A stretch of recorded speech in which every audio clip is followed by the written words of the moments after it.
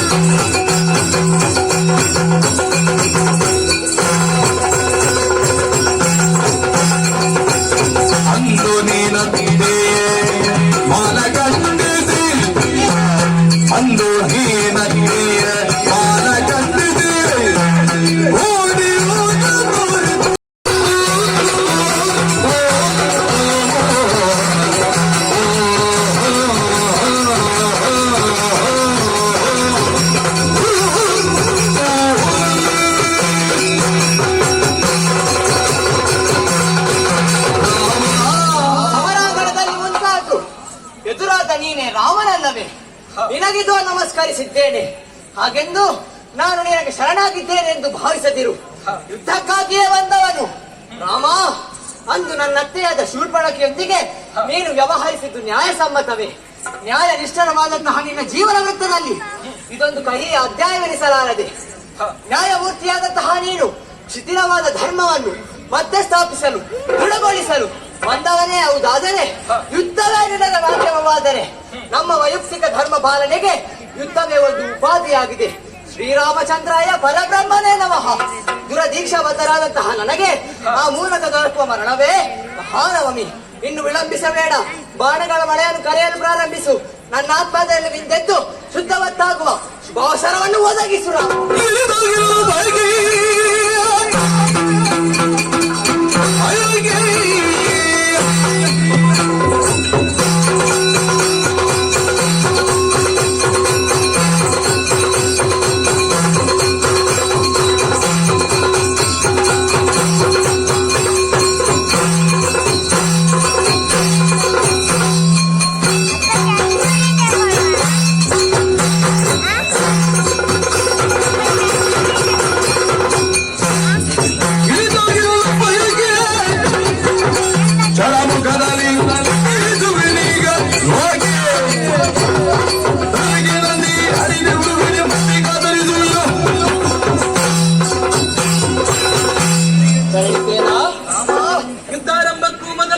ಮನದಾಭಿಲಾಷೆಯನ್ನು ತಿಳಿಸಿ ನಿನ್ನದಾದಂತಹ ವೀರ ಪೌರುಷನವನ್ನು ಮೆರೆದೆಯಾ ಮಗನೇ?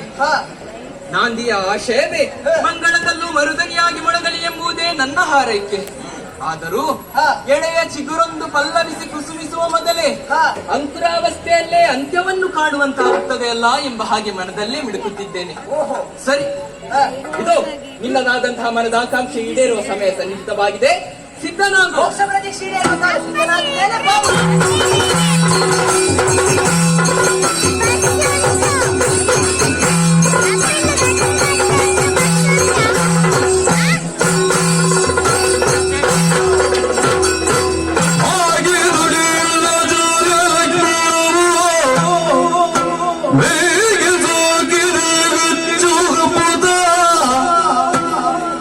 ಹೋಗು ಸುಡುತ್ತಿರಿ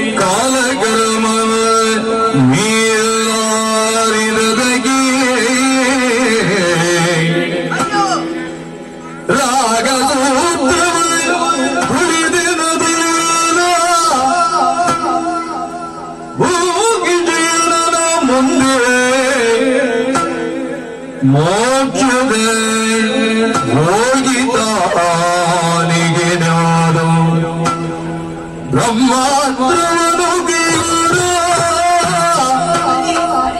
ನಾಗಿದೊಡೆಯರ ಸೂರ್ಯಲಕ್ಷ್ಮಿಯೇ ಹೇಗೆ ಸೋಗಿದೆ ಕಿಚ್ಚು ಹಬ್ಬತ